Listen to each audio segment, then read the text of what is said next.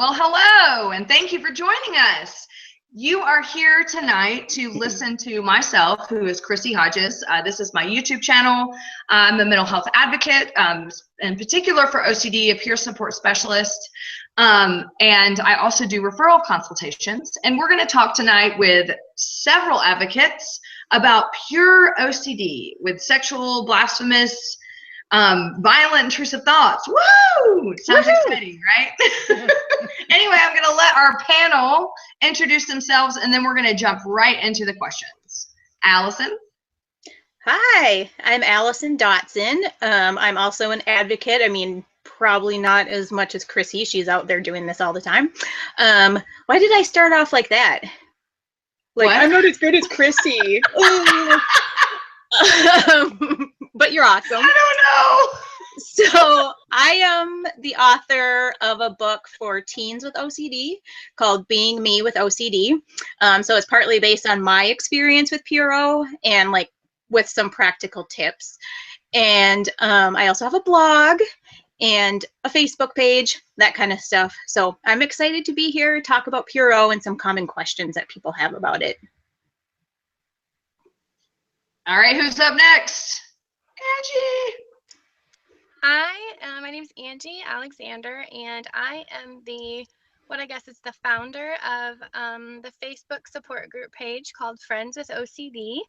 I am the mother of 5 children, and I've suffered from Pure O for a solid 14 years plus, and yeah, my main goal is to just come alongside other sufferers and support them in whatever way, in whatever capacity I'm able to. And I enjoy having this sort of camaraderie with Chrissie and Alison, and I really respect them and look up to them. And I hope this sort of thing that we're doing is super helpful to others. Can you explain to everybody why you're in your car?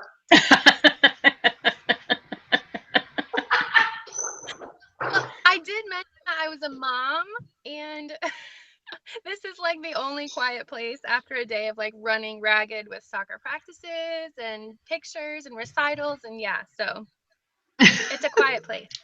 You'll thank me, trust me. Well, thank you both for being here. As you know, I have the utmost respect and love for both of you. I'm just glad that I have the two of you next to me fighting against stigma and for mental health. So to my viewers, I just want to say, number one, thanks for the comments and everything for my video last night, which I was having a really rough day yesterday with OCD. Still a little bit today, but as I said yesterday, you know, OCD isn't for sissies, but also sometimes you just have crappy days, and I gave in, and that's what happened, and I'm going to slowly mend and be okay. But just wanted to check in with y'all and say thanks. And also I wanted you to know that my YouTube channel is for people looking for support with OCD. So my goal is when people post really stupid and uneducated and rude comments, I do whatever I can to get on there as quickly as possible to remove them. This is a safe space for all of us. This is a place where I want you to come and feel like you're not alone and that you can express whatever that you do. I try to get back to people's comments timely. If I don't, just know I will at some point. But I do my best to remove really ridiculous comments. So if you see something, know I've been alerted, and as soon as I can get to it.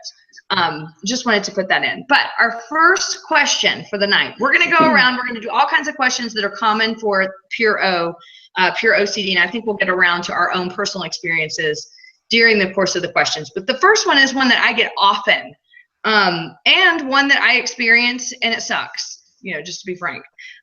Will I still get intrusive thoughts after I go through therapy and I'm in recovery? Okay, so for me, yes.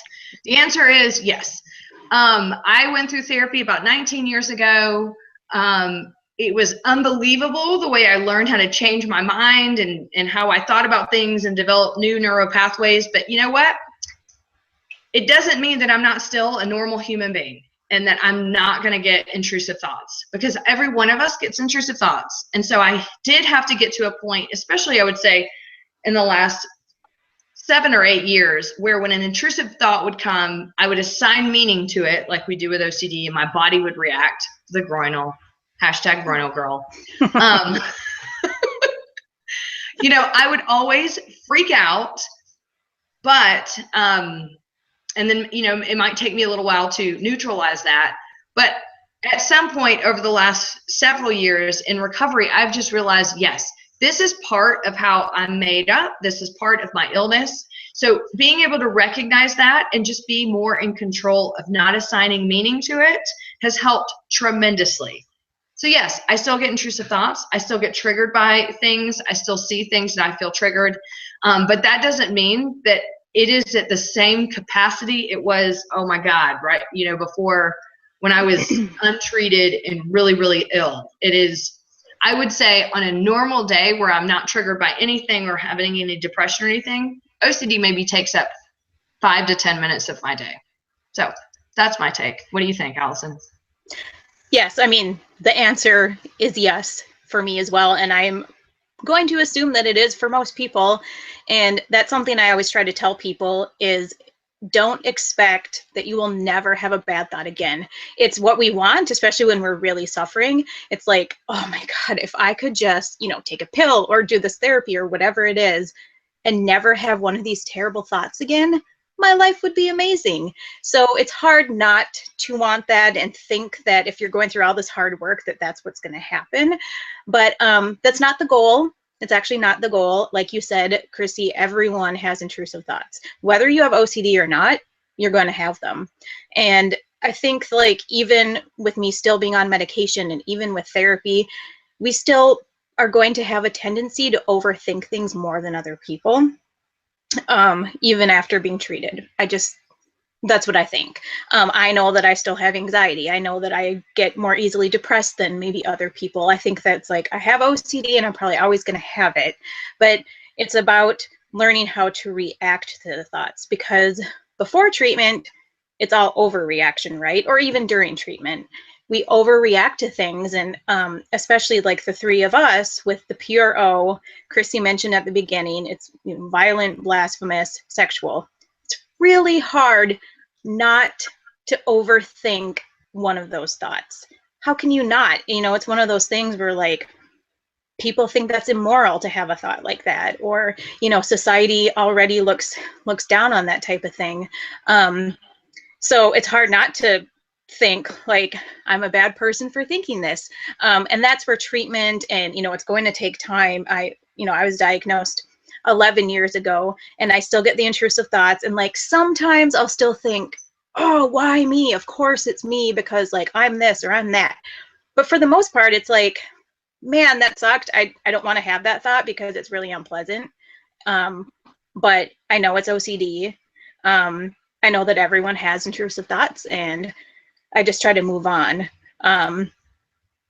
Just don't say a thought is a thought is a thought. You know, I wish I had all rainbows and roses and puppy dogs and everything, those kinds of thoughts, but that's not how it works. And, you know, that's how you try to look at them. It's like, I'm going to accept the icky thoughts as readily as I accept the neutral thoughts or the good thoughts. Like, they're all twirling around and coming through and passing through. And so, yes, don't feel discouraged if you feel like you've come really far and you still get an intrusive thought. That's normal. That's not something to feel like you're a failure or, you know, that nothing's worked. It still worked. It's just that these things happen. My dogs. I'm so sorry. Hi. I love how you just said, well, those things happen, and all of a sudden it sounds like World War III just happened in your living room. Come here. Oh my God. Okay. Okay, Angie, why don't you chime in? Angie, Oh, great. Do you still get intrusive thoughts even though you've been through therapy? So I think it's important to also recognize, yes, for starters, yes, absolutely, I still get intrusive thoughts. I think it's important, though, I think you guys hit on all the main points. You know, everyone gets intrusive thoughts. You know, it's not, I think when I learned to stop defining the thoughts and stop analyzing the thoughts and stop trying to, you know, impart meaning upon each and every thought, that's when recovery really made sense to me.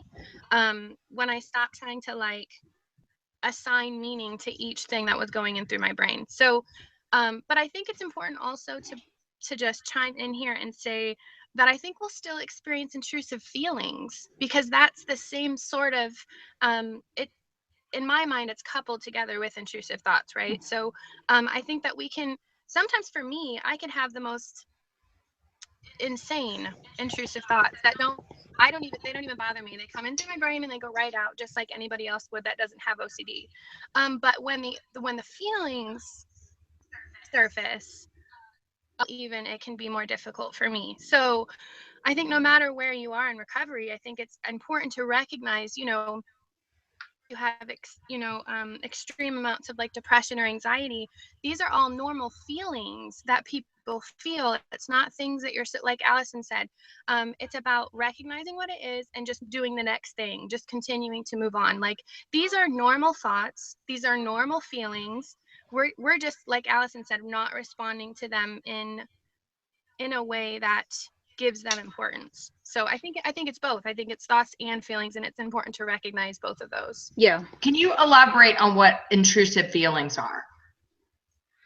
Sorry, can you say that again? Can you elaborate what you mean by intrusive feelings? So, for example, I mean, I know we all talk about the groinal response, right?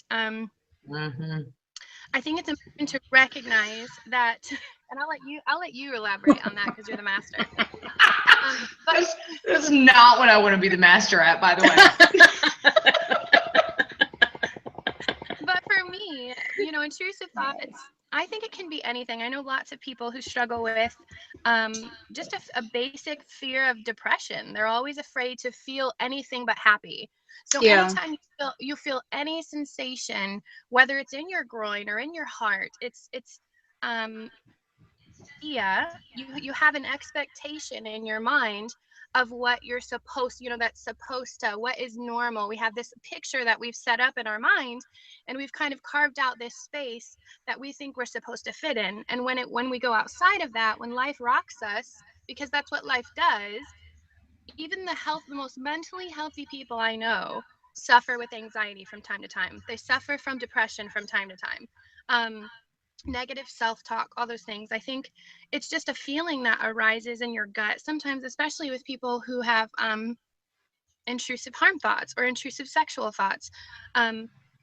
It's a natural response that your brain already is in a pattern of engaging in, I think. And so sometimes even after you're not responding anymore, months and months, you can still have urges, you can still have groinal responses. And I think it's important to just recognize that it doesn't mean that you're not in recovery. It just means that your body's accustomed to responding a certain way, and your brain's processing things, and it is normal. I hate that word anyways, but it is very normal.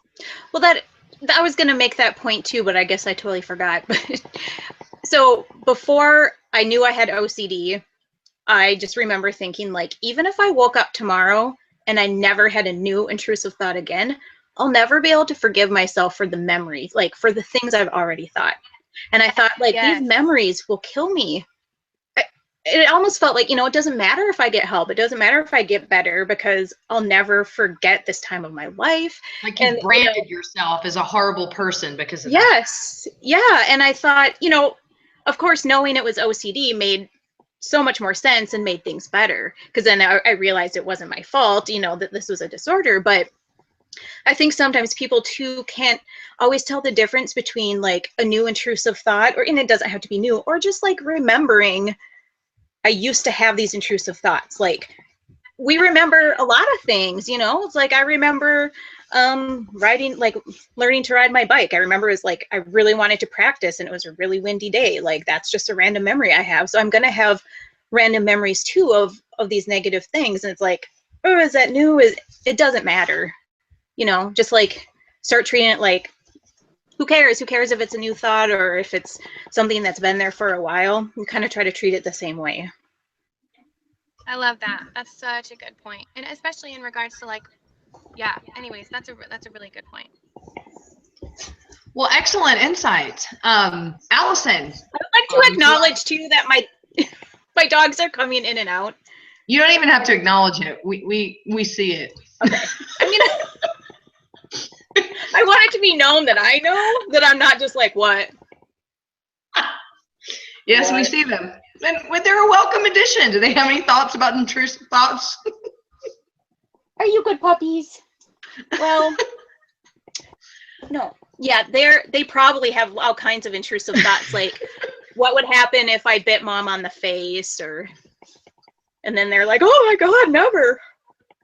So with that, what's your next question, Alison?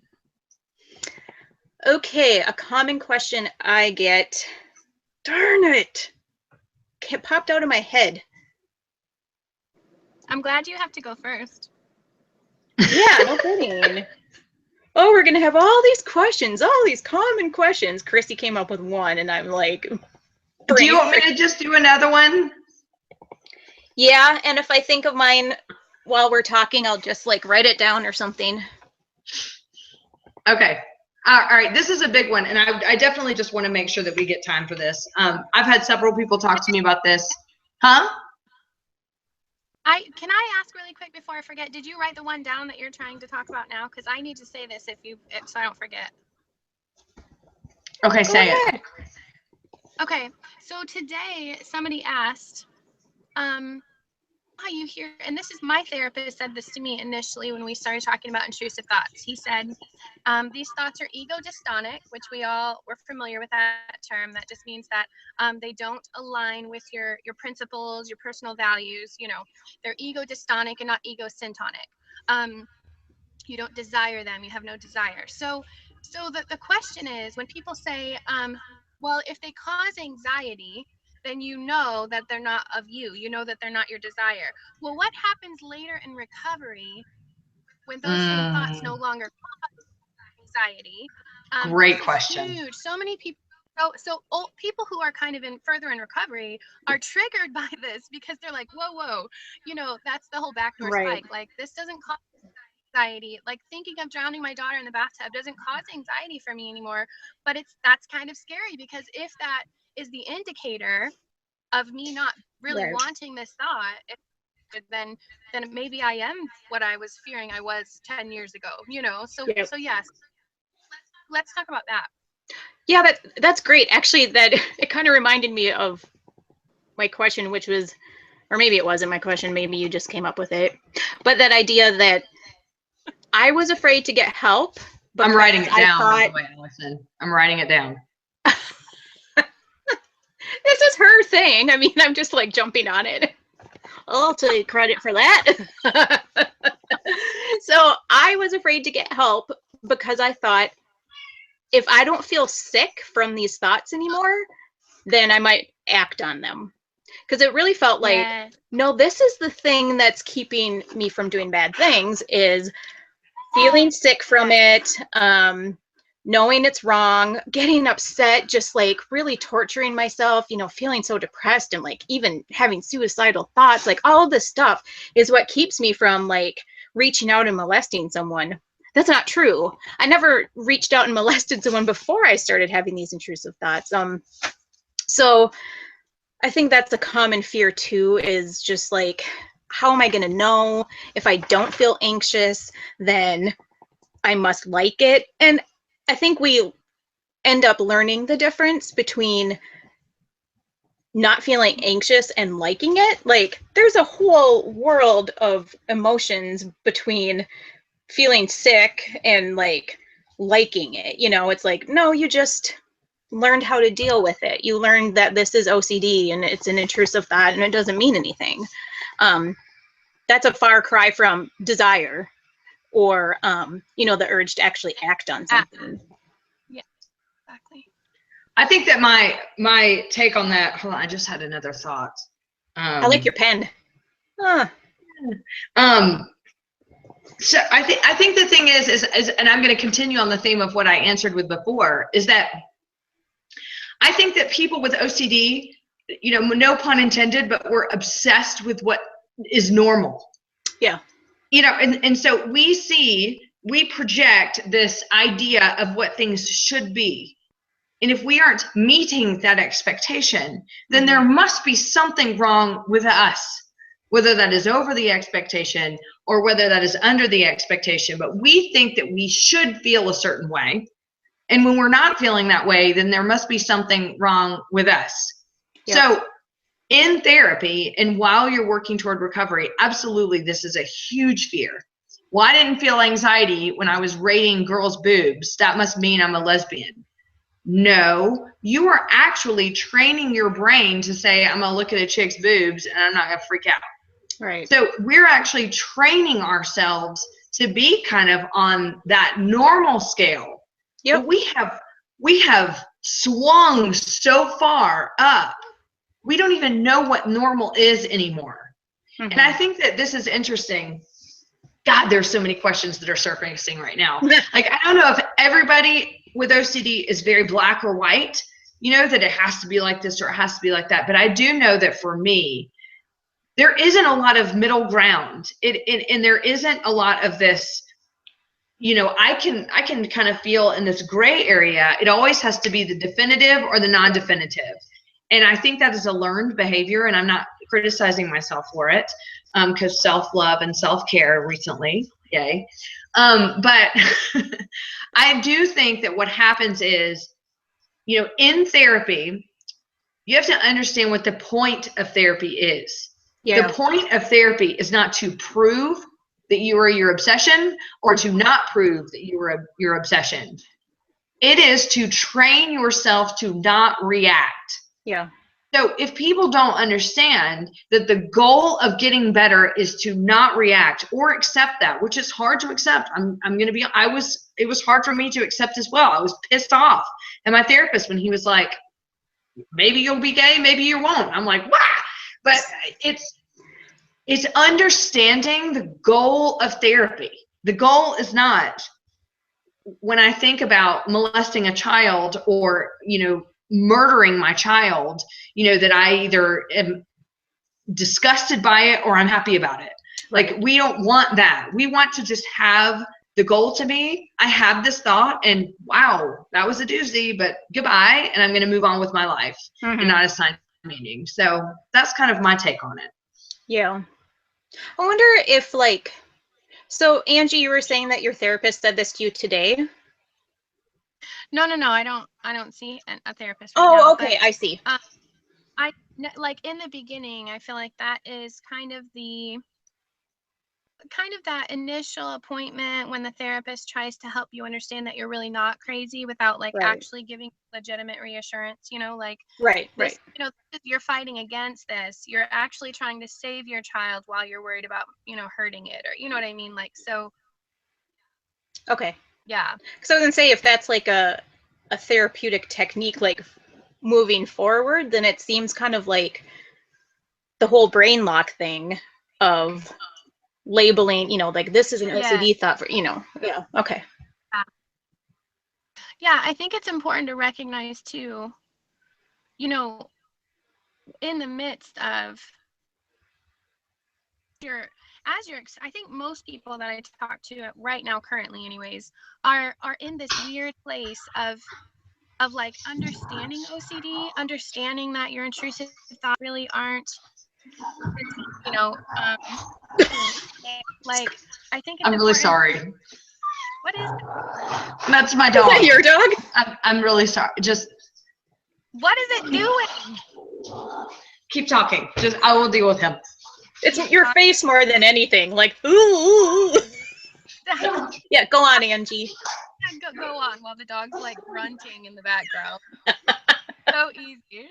He's gonna drive Chrissie across the screen. Okay, go ahead. Yeah. Anyway, Angie, what were you saying? I don't remember. Anyways, next question. Okay, I thought of a question. So since we're talking about Pure O, a lot of people will think like, well, I don't have compulsions, you know, I'm not washing my hands 115 times a day, or I don't do the checking thing. They wonder, how will ERP work for me? Like, I can't just resist the urge to, you know, to not check the stove or whatever. Like how does that work? So I don't know. That's my question. So do you guys want to answer it, or should I answer it myself? Well, I mean, I think that the biggest thing of that is, and as we know, and all of us probably know this, is that there is a semantics debate that goes on with Pure O. It is Pure O doesn't exist. Yeah. And the horrible thing is when people say that, you know, maybe they want to be correct and maybe they want to look smart, but what they're doing is triggering us, because you can't tell someone with Pure O that it doesn't exist, because we already have the secondary fear that we don't really have OCD. So if anybody's listening to this that does that, please stop, because you're not helping anyone.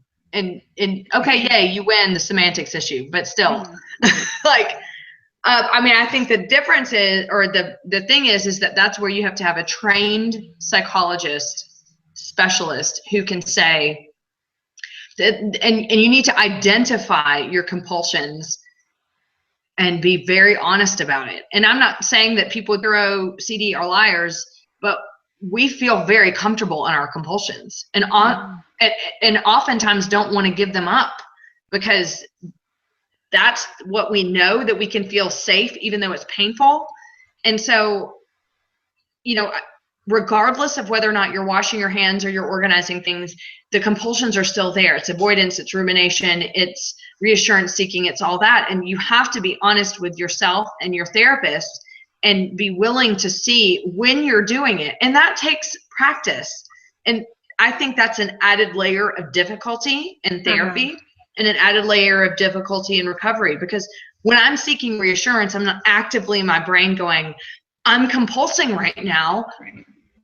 You know, I can maybe look back on it, but we all know you're in the middle of an anxiety attack. You're in fight or flight. You don't care. You can't rationally think. You're just doing what you can in the moment to feel better. So I think it's a great question. And I think it's mostly just, it takes a while to be able to really recognize your own compulsions. And I think that comes with professional help. Yeah, I think a lot of our compulsions just seem like everyday life stuff too, because anyone who's having a bad day is going to go to a friend and say, oh my gosh, this terrible thing happened to me at work. Talk me through it, you know, and they may be seeking reassurance, but it doesn't matter because they don't have OCD. So you don't think of it as something that's making your OCD worse or that's not helping in your recovery process. So it does take time to be like, wait, if I reach out to someone and ask them this question that I really already know the answer to, am I seeking reassurance, or am I, you know, just needing to like get advice and work through a situation? I feel like, and that's a really good point. Also though, like we forget, and I think we can get really super just narrow-minded about ERP. ERP is like the end all for you know, treatment for OCD right now. And I think it's important. I think it, you know, treatment. So obviously it's what we're all encouraging others to do as well as ourselves. But I think CBT, cognitive behavioral therapy, a part of that is, you know, working through what are your thought processes? What is your inner coach? What is it saying? How are you processing the things that you're feeling and thinking? What are you thinking about that thought that you're thinking? You know what I mean? And I think sometimes it's working through that can sometimes look even like a compulsion, and maybe it's not a compulsion, just minds. I think a lot of people feel like it's a little unfair that, especially like people who have been in therapy with therapists for, you know, with the same therapist for years, because everything, I know I feel like this sometimes, like when I'm in therapy, it can feel like everything that I'm saying, the therapist automatically assumes is a compulsion or is OCD. And I'm like, actually, it's just, this part's just me, maybe. Like, right. Yeah. You know, I think it's important to be able to separate, like, I'm not OCD. I think it's the lens at which I see life through most of the time, but I am not my disorder, if that makes sense. Yeah, because you can be the type of person who does need to talk through things no matter what it is. I like to talk when I have an issue. Like I like to face things head on, like if it's a coworker or whatever, like I just want to walk over to their desk and talk about it. And I can see where in the OCD world that could seem like reassurance seeking or confession, you know, all these different things. Maybe I'm not recognizing that in my own life enough that I am kind of doing those things. But you're right. I mean, it could be just like a personality trait, or like that's how you are. I think this is a good time to plug peer support. Do it. Do it. I mean, I think this is where a peer, I mean, to be honest with you, like, this is where peer support came in handy for me. This is where I think peer support can come in when a therapist can't. I'm not saying that therapists can't help you move toward recovery, but a peer support just has a unique view of what that looks like, and understanding the needs of people and understanding how to set those boundaries in a really safe landing space. And so, you know, if you are experiencing that with your therapist, or you're experiencing, I mean, if you're needing more in your journey to recovery, and if you go to another therapist and you feel like that they're going to sabotage the OCD treatment, I think that you should really consider seeing a peer support and go to someone who's trained. Yeah. Okay, so so is it my turn? I guess it is. Okay, so I have two questions, but I'm going to trump. Oh, I hate using that word right now. But you said it so like, I'm going to trump with a capital T. I'm going to not do the question I was going to do before, because something that we were talking about earlier really brought this up. And I know that this is a tough question. It was a tough question for me. And still is. Sometimes I can get triggered by it. If people who are murderers or pedophiles, or if they're in the closet and they're wanting to come out as gay, they experience anxiety, how is their anxiety different than what I'm experiencing with OCD? And I'm going to tell you that question in itself been triggering for me, because it forces you to think about something that could, I mean, I almost can visualize, like, when someone asks that question, like, I can visualize like this big, in this whole cycle of acid, and I think, am I going to jump in there and get burned? You know, I want to just get as far away from that question as possible, and not because I think that there's any relevance behind it, but it is a really tough question. And one thing I think that a lot of us as OCD sufferers, you know, we're constantly looking back and forth of like, oh, I heard this podcast where someone was a pedophile and they're anxious about whether or not they're going to molest children. So why am I different than that? Or someone was anxious about coming out of the closet. And it's a tough question to answer, but the truth lies in, why are you asking the question? I'm asking the question because I'm still looking for proof or disproof. You're still looking, if your ultimate goal is to find proof that you're going to closet, and again, anyone who's watching this is not about being gay, being bad. Just so you know, like, this is just a common OCD thing. Or whether or not, you know, someone had anxiety before they murdered their family, you know, but they felt like they had to do it anyway. Like, trying to focus on whether this proves or disproves you have anxiety, and the goal of getting better. And this isn't your fault. Like, we're programmed this way. Our neural pathways have now gone this way to try to prove or disprove. The point is, we have the thoughts, they're accompanied by anxiety, and we need to figure out how not to assign meaning to them. But I want to hear y'all's thoughts on that. Oh, that's such a good point, because I thought you were actually going to answer the question, and I was thinking of like, oh, I have some answers for that.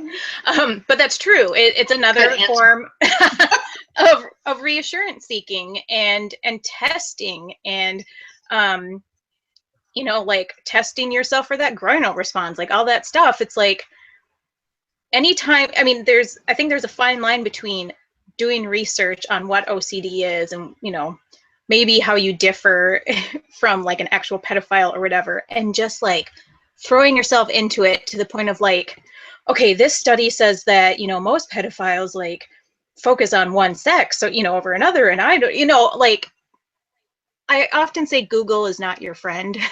You know, it can be great, but like you can go down a rabbit hole of just, you end up reading these things and it's like, you will drive yourself crazy. But that's such a good point. Like, you shouldn't even entertain the question. But it's hard because you do, I mean, who doesn't want to know, this is OCD, I'm not actually a pedophile, I'm not actually going to do anything bad, versus someone who does do something because no one wants to do anything bad. You know, you want to just love your life, enjoy life. Like, you don't want to mess that up. You don't want to hurt anybody. But it has to become a point where you trust it. You know that there's doubt, and you, like, I guess you trust the fact that you're always going to be doubtful. Like, doubt is not a bad thing, and it's really hard to embrace, but you have to if you want to kind of free yourself from that kind of comparison and those kinds of questions. Right. What's your take, Angie? I pretty much agree with everything Alison said. I don't really have any additional thoughts. Yeah, and I mean, either I said I was so awesome or I triggered her somehow, but and that's another thing too of like, will I still have intrusive thoughts? Yeah. I mean, this kind of comes back to that. I listen to a lot of podcasts now because I think it's just fun. Like, oh, I want to learn about like the history of butter or whatever. And it's amazing the little things that can trigger you. And these, like, you're like, oh, I'm just listening to this like historical podcast about whatever. And then they throw in like, oh, and the practice at the time was to kill children and roll them in butter, you know, and you're like, oh my God, what? I just made that up. But it's like, you can be triggered anytime, and that's upsetting, but it's kind of like, all right, I'm going to move forward with this. And I don't really know where that came from, other than this idea of always wanting to be certain and not wanting, you know, not wanting doubt. And I think like that's a thing that comes up a lot.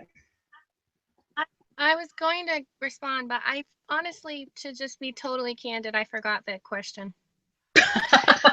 Oh, okay. It's about, the question is, and I'm sure, Angie, you've heard it a lot running an OCD group, that, you know, why are we different if we experience anxiety around the thoughts of these sexual and violent intrusive thoughts when perhaps murderers feel anxious, or pedophiles feel anxious, or people, you know, that actually do take pleasure in whatever they're doing, like that they feel anxiety. How does that make us different?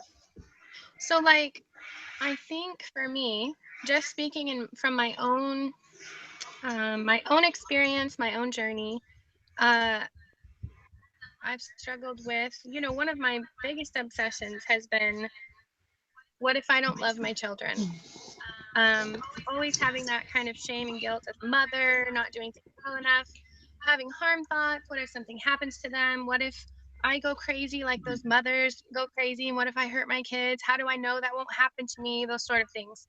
And ultimately, this is just my own, this is what keeps me from needing to have to go into therapy again, or into the hospital, or wherever, you know what I mean? This is what keeps me functional on a daily basis and keeps me feeling like I'm running the show rather than OCD running the show. When I have a thought, which is basically essentially like a hypothesis that my brain is drawing from my experience, from what I see, from just my surroundings of living in a world that has lots of crazy stuff going on in it. So when my brain that can seem scary and triggering, ultimately what I say to myself and the way that I live, I'm living in the midst of that uncertainty. And I just call it wild acceptance. It's just recognizing that I shouldn't even enter into it. I shouldn't even enter into the comparison of comparing one person's experience with my own. For me, when those thoughts come, when the obsessions, spike, and I'm triggered by something that I read. And yes, Allison, I've never listened to that podcast about the baby and the butter, but there are so many things that are so triggering, to be honest. Especially like during my period. There's different when life is just really stressful. I notice that I'm more sensitive during those times, and I think it's just important to be gentle with ourselves and recognize that we see life through most of the time, and I'm not going to go hard after uncertainty. When I go after uncertainty, when I compare myself, when I ask those questions, there's no answer. Honestly, I don't think. I'd like to hear what you think about it, Chrissie, but I don't think there's an answer. I don't think that there's anything good or productive from reading something like that and then trying to glean any sort of even insight from it. Yeah. Well, I think that comes back to, I think that exactly what you're saying comes back to needing to find proof or disproof, which is for a lot of us, it's the driving factor of OCD. Like, again, with the black and white, like I need to know one way or the other. Either I'm here or I'm there, and there's nothing in between. And so I think, I think, Angie, did you say wild acceptance? Wild acceptance. I love that. Yeah, I like that. Yeah, I like that a lot. I think I started a blog called Wild Acceptance, wildacceptance.com, but don't go there because I've never written on it. Anyway, you should. You should. That is literally when I went into recovery last year. That is what I named my book, is Wild Acceptance. I just haven't written it yet, so nobody take that title. I won't take it. That's your thing. So I was going to say, oh, I'm sorry. Oh my gosh. I was just petting my dog so hard he cried. I can't even. Oh, I'm so sorry. Seriously, where is their father? Absent father here. As your dog was making earlier, I was like, what the fuck is happening? Your dog. Talk about her dog. Your dog was like, what in the world? I know. He sounded like a zombie apocalypse came through my house. You're like, just go on, keep going. And then I'm picturing like your body being dragged past the camera by this little dog. I mean, it sounds like The Walking Dead. Yes. Nothing to see here, famous last words. Okay, so seriously though, one thing shoot, darn, spilled some sparkling water on my computer. So sorry. Are you okay, Angie? Can you turn off your headlights? Oh, jeez. They're like in my face. Okay. Wow. Okay. Anyway, I'll just start talking while everybody is possibly beneficial thing of reading like an article about pedophiles. If you're doing it for ERP, or I'm gonna read the word pedophile, and even when I feel anxious, I'm gonna read it again. Like, I think like we're not saying that you can't ever read anything about your intrusive thoughts or your compulsions or anything, but it's just like, but don't seek out that question of like, how am I different? And if you are doing that, I think that could be part of therapy.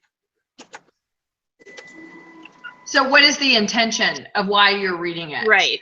Is it to try to find proof? Is it try to compare yourself between this person or that person, so that proves that you are someone that's going to turn into a violent killer, or a serial killer, or and are you being really trying to challenge what you're going through? Right. And are you being honest with yourself when you do that? Yes. I think that's hard though. Isn't it hard to be honest with yourself with OCD? It's so hard. Yeah. My OCD tells me that I'm a liar. So it's extra hard for me. My OCD will seriously be like, oh, by the way, you're faking these symptoms, so people will think you have OCD. Yes, for sure. Oh, well, I mean, maybe this is already on your list of common questions, but like such a common question that I get, I would think it's probably number one, other than Can you help me find a Guess it. therapist? Guess it. How do I know I have OCD? Yes. Ugh. Do I really have OCD? Yeah.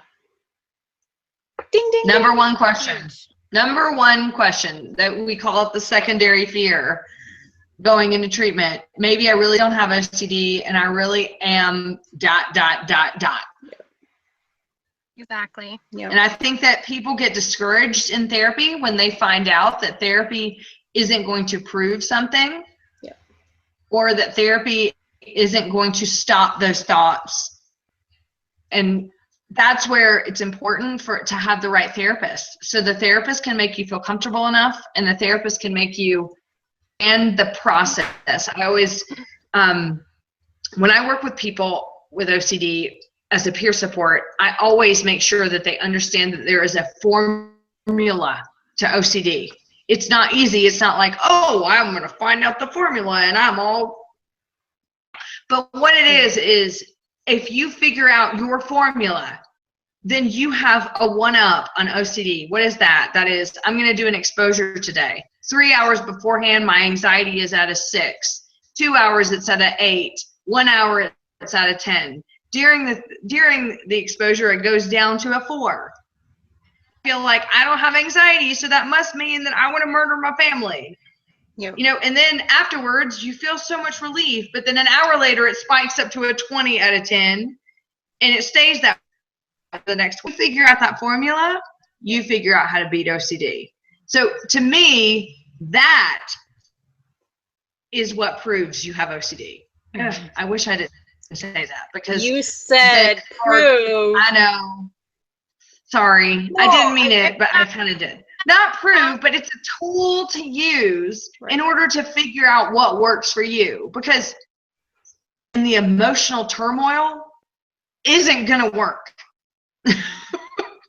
So you got to step out for a minute and look at it logically and go, or mathematically almost, and be like, okay, what can we do here that isn't being fueled by emotion? Mm-hmm. And that's how you can figure out how to make it work. And for me, yeah, that's what did prove that I had OCD. So yeah, I'm saying it again, but it's true. Like knowing what works for me and what steps work for me, mm-hmm. that to me shows me, yeah, you have a brain disorder. And every time you use this formula, it will work. Mm-hmm. Well, and it can be for different. Me, in the very beginning, what I there? Yeah. For me, in the very beginning, it was more, do I have obsessions, and do I feel the need to perform compulsions? And it was pretty cut and dry for me as far as all that goes. Like, I do have what people call obsessive compulsive disorder. Like, there's no doubt about that. And I never really questioned. For me, I never really questioned if I had it at the beginning. It was more of a relief. Like, you recognize that you have something, you can call it a name. It's kind of like you have some place to put it that makes sense. Mm-hmm. But that really lasted like a week. This place where you go back to doubting. And so I think it's just, you know, it's just healthy to realize in all of this, like, so I kind of had a little relapse in January, and you know, the carpet got pulled out from in front of me. I let my guard down. I stopped ERPing the shit out of my life. I fell back into compulsions, and I got scared of the same stuff I was scared of 14 years ago, which feels unfair, and it feels hard, and it feels like, man, when's this going to get better? When am I going to, you know, and then when you get into that place, it almost feels like you've always been there. Was I ever really recovered if I feel this way now? You know, I think it's important to recognize that those places aren't permanent, and that's another vicious cycle of OCD. And it's not necessarily like you're not doomed to always have. I remember the first time I ever came across Chrissie. Her article was like, preparing for relapse, and I'm like, she hated me. With good reason. Yeah, I understand that. I know. I can be harsh, apparently. I was so mad. So I remember writing these comments like, it felt so unfair, and I didn't want, I was still so new, and I was in denial, and I was like, I'm not going to relapse. Like, I've learned ERP and I've learned all the skills, and I have OCD, and then the skills don't work, and ERP doesn't feel like it's working every time. And that's what caused me to kind of question that I can't just face the fear and then it goes away. So it's like almost like that mathematical equation that we put up, it doesn't work. And so then that's when the real fear crept in, like, maybe this isn't OCD. I've been fearing this thing for 14 years. Maybe, you know what I mean? Yeah. To that. Well, Yeah. I think that the problem is that we have insight because it's ego dystonic. We have insight that what we're dealing with isn't part of who we are or our character or intellect or anything. So we have this tendency to step out of it for a second and go, I'm an intelligent human being, be able to outthink. Oh, if my thoughts come back, I'll be able to know that they're OCD thoughts. But we forget that you feel it too. Yep. And when you feel it, that completely contradicts anything that you can outthink. All of a sudden, it's assigning way more meaning than we ever want it to. So I think this is probably the biggest issue with people who have OCD, is that, you're intelligent and you think, I got this. And we also think, we all think this. Well, maybe I'll wake up tomorrow and it'll never come back. And this was just a phase. Mm-hmm. But now it's never going to happen again. This is the problem. We don't recognize it as a chronic illness. And once you spend time, in this hot tub of relief, it's like, whoa, this is awesome. And then you step out in the cold and you're like, oops, where did that warmth go? And then you realize, holy crap, well, maybe I really don't have OCD, because if I did, and I'm so intelligent, I guess. That's just simply not the case. You don't spend your entire life being an athlete, by saying, well, once a year I'm going to run. Right. And then I should be able to run a marathon every year. That's not how it works. You have to train yourself all of the time if that's what you want to manage. So that's my take. Yeah, I love that. What are your thoughts, Alison? My dogs, her car, your dog family. No, I don't know. I agree with you guys and stuff. Yeah. I feel like I'm losing steam here. No, I mean, that is such a common question. And I just wonder if, like, the three of us and other advocates too question it even more, because we're putting ourselves out there and saying, I'm recovered, I'm better, I followed these 18 easy steps. And then we're like, oh my God, what if someone comes along and says, oh, you are misdiagnosed, like whoever diagnosed you, hey, he's just been, like had his license taken away, or, just whatever, all these crazy thoughts. I shouldn't say crazy. I know that's not PC, but I can't help it. So I think that we maybe feel it more because we feel like we've dedicated so much of our life to this that we would really be frauds, and it would really be like a bad thing if we didn't actually have OCD. So then you worry that you don't. Yeah. And yeah. Well, and I think there's a lot of pressure that comes with the guy with his headlights just showed back up, so I'm a little irritated. Are your doors locked? Where are you? I'm gonna beat somebody up. At least we're live in case something happens. In a Walmart parking lot. That's what is happening. Walmart. For Walmart.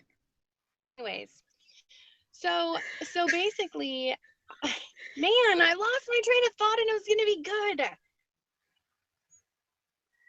Well, we do have time for one more question, and then we're gonna have to close out. Okay. Angie, we'll let you answer this first. This is a big one, and one I'm going to do a video on soon, and I'd love to hear your input on it too. We all know that what we were talking about earlier are the feelings with OCD, and we can all identify those feelings as months. feeling depressed, feeling preoccupied, having the urges. When I say urges, I mean you get a bad thought and all of a sudden your body feels like it's going to react and you're doing everything that you can to stop it. So let's give our opinion on urges with our lived experience before we close out. Angie, you go first. So as a mom, I guess I go back to that because that's my own lived experience. And that is the area that I am most passionate about offering support is to mothers who have OCD, because especially postpartum OCD, because that's been my experience. So urges, thankfully, I haven't really dealt urges, although the feelings that accompany the thoughts that I have had are intense. I do feel gripped with that intense fear that you feel like there's an emergency, and if you don't do something, you're dropping the ball. There's an emergency, there's a fire, you got to put it out, you got to get somewhere, you got to do something. OCD tells you that you're supposed to act right now, and if you don't, something terrible is going to happen. Doesn't matter if it's harm OCD, doesn't matter if it's relationship OCD or contamination or POCD, it doesn't matter what theme you have. OCD says act right now or something terrible is going to happen and it's going to be all your fault. And in my mind, that is what that's the epitome of urges, is this sort of, it's almost like your fear is, I wish I could describe it the way this girl described it to me once, and she was really terrified that she was actually going to hurt her kids. She said that she started thinking so deep about an intrusive thought that she was going to take a knife and harm her child, that she actually said she felt her hand, it was almost like a scary movie, honestly. I mean, it was like her hand was moving towards the knife. People will say that they're in the car and they feel the car kind of gravitate towards somebody, but they're thinking about hitting the person and they're scared of it. They don't want to. And they kind of feel the urge to lean into that, to go that direction sort of. And so that's, to me, like the classic idea of urges, but I think it's more than that. I think it's more of just this intense feeling that kind of sweeps over your body and makes you feel like you've got to do something. But that classic idea of urges, like what you're probably referring to, I haven't dealt with more of this gloom and doom, this sort of cloud that just sweeps over you and makes you feel like something really bad's about to happen at any moment, and it's going to be because of you. What are your thoughts, Alison? Are we talking like, will you define your urge? So I think that what it is it's that physical moment where you feel like you're going to lose control. And all of a sudden it's this, trying to figure out, is this urge real or not? And how do I know I'm not going to, it's kind of like Matt Miles, the therapist that I work with here in Denver, he always describes it as I'm leaning over, like I'm on a mountainside, and I'm leaning over and I get this urge of, oh my God, what if I jump? Yeah. And so it's that urge of, and that kind of like that surge of, like, oh my God, well, what if I lose control? And then all of a sudden you assign meaning to the urge, saying, well, if I felt it, that must be I wanted to do it. Yeah. I think, like what Angie said, I don't deal with that a lot anymore, at least not with OCD stuff. I have an intense fear of heights, and like what you just said actually is like, Grace, can't you tell I'm doing something? And people, I've described this to people before, and like, they're like, I honestly cannot relate to that whatsoever. Like, if I go on a roller coaster, I'm just like, I'm going to spontaneously throw myself over the roller coaster. Like, I'm not going to want to. My body will lose control. And I'm going to, like, I don't know. I'm not even going to be thinking about it. Like, something is just going to happen. And I used to really have that, you know, before I had OCD, or before I knew I had OCD. And it's not that it never happened after, but just the idea of like, I'm going to inappropriately touch someone, just my hands are going to do it. I'm not part of it, like my heart, my mind, whatever, it's going to happen. Because why else would I be having these thoughts? Why else would I be stressing about this if there wasn't some basis in reality, and, you know, that I'm crazy, that I'm losing control? So probably my urge, I guess, is like to get out of a situation. And I used to, you know, like, I'm just going to sit on my hands, or I'm going to make sure that, like, I'm under a blanket, or I have my hands tucked in or something, because I really was just like, I don't know if I can. Like, it's just going to happen, and as soon as it happens, it's going to be terrible, and I can never take it back again. It's going to be the worst moment of my life, because I'm going to touch someone who I'm never supposed to touch, and I'm going to touch someone somewhere where that I shouldn't be touching, and it is going to ruin my life. Like, it will be over. So I used to have that fear a lot, of just like, that I can't control it. I go out of control, and it's not even like I'm going on a rampage, just more like one wrong move, and my life would just be over. In the newspapers, like, I'm going to jail. People fear me, you know, I can't ever be around children again, or whatever, all these different things. And a lot of that is under control now. I don't feel so much like I'm gonna lose control ever. But I don't know, it's still kind of there. That's so common. And I think too, as far as just that feeling, so I still, honestly, I was just this week, I was just telling somebody about this. I still get these sort of sweeping emotions. And something I've done is I've looked for it in my body. So I just kind of stop what I'm thinking, and I just look for the feeling in my body. Where is that feeling right now? In my gut. I'll look kind of in my chest, and in my heart, and then in my mind. Like, is it just, where is that feeling? And it's so funny, because if I stop myself from assigning any meaning to it, if I stop myself from catastrophizing, if I stop myself from engaging in any pure O compulsion, which I totally would have done before, the feeling resolves, it dissolves, it turns into nothing. And a year ago, those feelings were 100% indicators of some terrifying thing that was about to happen that I needed to avoid or prevent.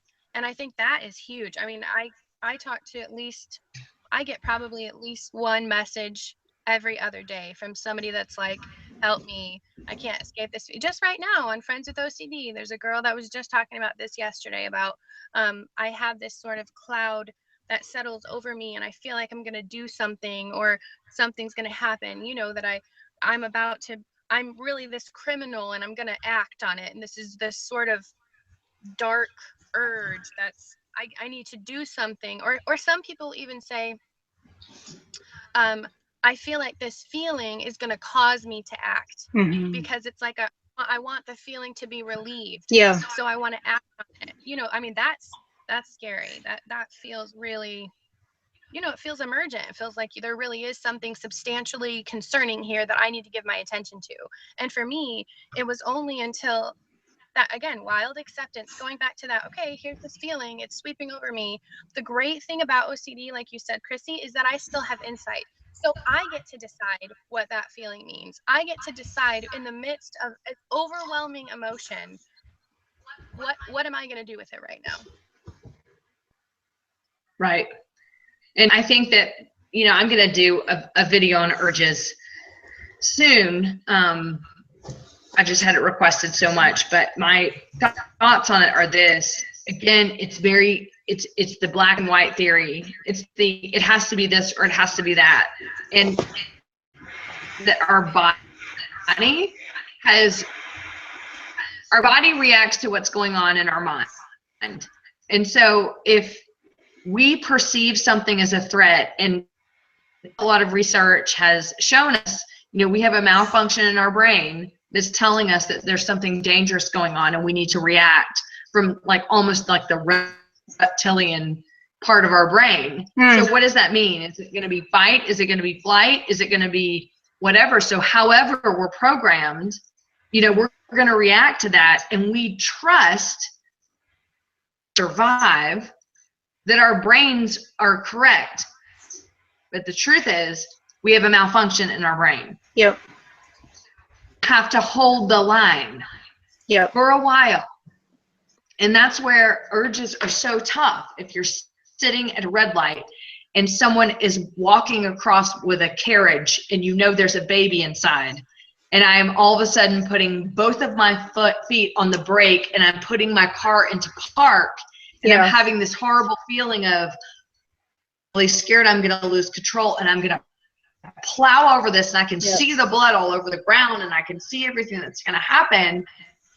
The urge to say, my body is feeling this, but this is a malfunction in my brain, and I am not in a way where I have to do fight or flight right now. I'm going to let that person pass by and not assign meaning to it. That takes a hot minute. Because holding that line is what is going to reverse how you're looking at situations of fight or flight. And holding the line sucks, because you've been doing it for, by the time people are into treatment for pure OCD especially, it's been years and years and years and years. So you've developed these coping mechanisms that you hate, but they make you feel better in a weird way. And so going against that seems like you're going to die.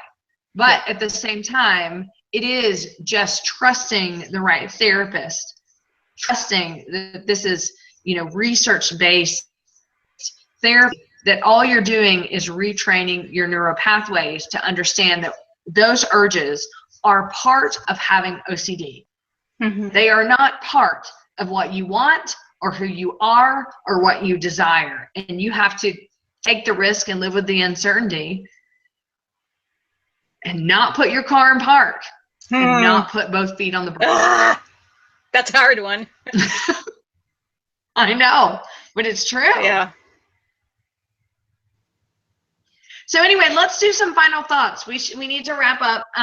Thank you for anyone who's been viewing and anyone who watches this video. I'd love to hear your comments about it or your thoughts on all these topics. But Alison, then I will finish up. Final thoughts. Go ahead, Alison. Final thoughts. I think, you know, I know I don't want to compare types of OCD. However, having pure OCD really is kind of a unique thing. So, I mean, if this is what you're struggling with, just know that you're not alone. It does take a little extra care, I guess. Someone who really understands that, like, not everyone who walks into your office is going to have like the typical traits of someone with OCD. So hang in there. And if you want to talk to me at all, my website is alisondotson.com, ALISONDOTSON.com. Particularly about sexual or religious intrusive thoughts. I think sometimes just like knowing someone else has it, knowing someone else has been through it helps a lot. And I will try my best not to reassure you, but the instinct is, it's hard, it's strong. Angie? So, yeah, for me, I agree with you, Alison, that there is some sort of a, I don't know, I think there's a comfort, though, in knowing that so many other people suffer the way that I have and do as far as Pure O goes. Like, just being able to reach out, you and Chrissie are two of my closest friends as far as just message and tell you this is what I'm struggling with today, and there's no judgment, there's no shame, there's no condemnation, you totally get it. And out of the Walmart parking lot. I seriously can't catch a break right now. Hi, how you doing? Yep, bye. So I think just as far as Chrissie putting that plug in for peer support, I'm just going to put a little plug for my group again, Friends with OCD. I think there's something really beautiful about surrounding yourself with others who understand, though. I think that's why being with somebody, meeting with somebody, talking with somebody who is certified or just has a lot of experience with offering peer support, because I think there can be a huge tendency for others to, you know, if I can be struggling and go on there and find somebody who will give me the exact reassurance I need, it's like a drug, you know. And so I think we need to use caution with that. But at the same time, I think it's okay to say, you know what, I have OCD, I have compulsions, and I need this right now to survive. And we give each other grace and mercy in that time. For me, I think just the biggest word of wisdom I can offer is acceptance in the midst of life, of stress, of having children, of having periods, of having job changes and moving and all the things that life throws at you. As if life in general isn't hard enough, we have a mental illness that we have to filter out everything through. So just recognizing that we're not going to always feel perfect. We're not always going to feel happy. We're not always going to think happy thoughts. And thoughts and feelings both are meaningless until you assign meaning to them. And when I remember that, when I'm able to just recognize what's happening in my brain as just a random process, then it's okay, and I can kind of just go on with life. But for me, it's really helped to surround myself with people who get it and who I feel supported by, because ultimately the people I meet who suffer the most are the people who have basically no support system. So I just encourage you, wherever you are in life, support system, to surround yourself with people who maybe don't fully have to understand OCD, but are willing to learn with you and willing to give you the right kind of help. So if you're looking for a supportive place, Friends with OCD on Facebook, and you can email me at friendswithocd.com. I don't always recommend this group. I will always recommend. It is just a place, Angie, not a great way of more toward recovery versus let's stay in this illness and give reassurance. So just want to send some love out to you two ladies, how blessed I am to have you in my life, and that we're all in this together. To the viewers, thank you so much for joining. I hope that some of these questions resonated with you, that you were able to find some hope by hearing some lived experience. I think that each one of us have felt very deeply, regardless of where we are in our recovery. At some point in our life, these have been major questions that have caused us to question who we are, whether we have OCD, and whether or not recovery is ever possible. Night, because I was really struggling. And one of the things that I did was I was worried about doing the video because I didn't want to. Yes, I too slip back into OCD thoughts sometimes. I'm so glad that I did it, because first of all, it just drives home the fact that this is a chronic illness. Support that you need the treatment that you need, and you need the people to surround you to help validate that what you are going through is real. We believe you, and that help is available, and treatment and recovery is possible. Shameless promotion here. Speaking of Pure OCD, if you want to read my journey with emetophobia, homosexual OCD, scrupulosity, and what I went through and being able to get treatment, please buy this on Amazon, Pure OCD, The Invisible Side of Obsessive Compulsive Disorder by Chrissie Hodges. Here, if you have questions or concern, if anything that we've said has made you feel a little bit uneasy, feel free to reach out to me at ocd.chrissie@gmail.com. That's ocd.chrissie. Thank you for being here. Thank you, Allison and Angie. Love you both. We're hoping we can do this more often. We're going to be at the IOCDF conference here in July, so maybe we'll do one live. Yeah, that would be awesome. Let's do it. Well, I love you guys too. Bye. Thank you. Bye. Thank you, everyone. And I look forward to talking with you soon. I hope you enjoyed the video. Bye.